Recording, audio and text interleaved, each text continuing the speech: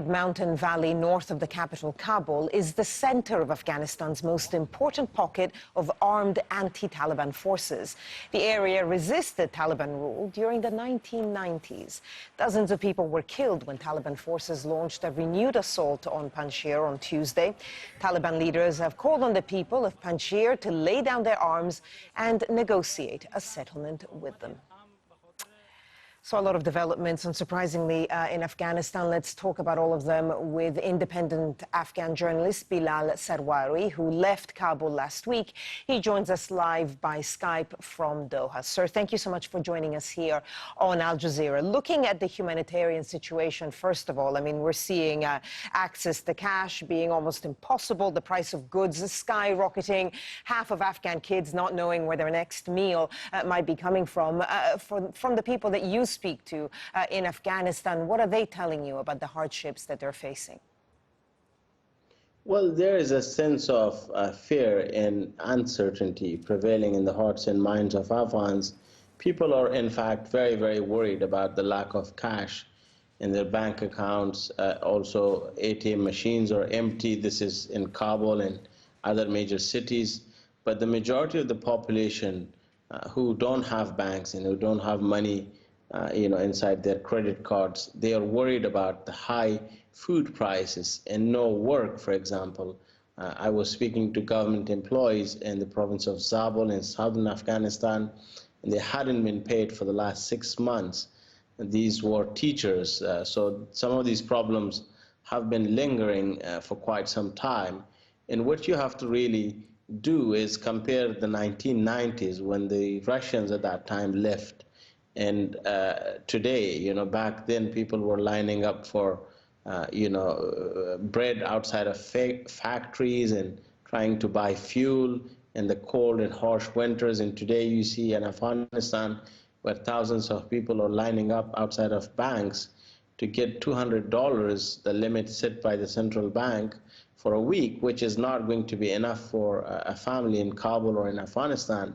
I think the road ahead for the Taliban or Taliban's Afghanistan is one of economic hardship, one of uncertainty and fear, and a massive threat from the Islamic State down the line, as well as from opposition that has been fighting against them, at least since last night in Gulbahar area outside of the city of Charikar in Parwan province, just before you go to Panjshir.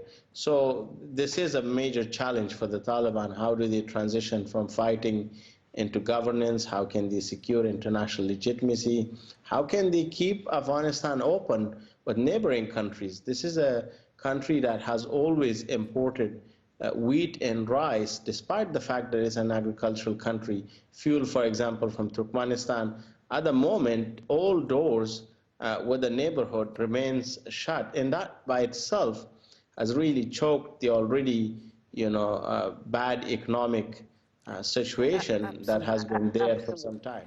I mean, it's a situation that is desperate and ultimately unsustainable. The Taliban, over the next few days, have said that they probably will announce what their government will look like. A lot of international pressure for this government to be inclusive, to include religious minorities and women, or to respect their rights. How do you think that the economic hardship the country is under right now might affect the Taliban's decision on the makeup of their government? Well, economic hardships, has a way out as far as the Taliban are concerned, because they have to secure international funding. And for that to happen, the West and the international community has certain, expectations from the Taliban. One of them will be the role of women, women rights, freedom of expression, minorities, and the fact that the Taliban should allow Afghans to go outside of the country if they wish to do so. So we will have to see how that relationship will unfold in the months, to come.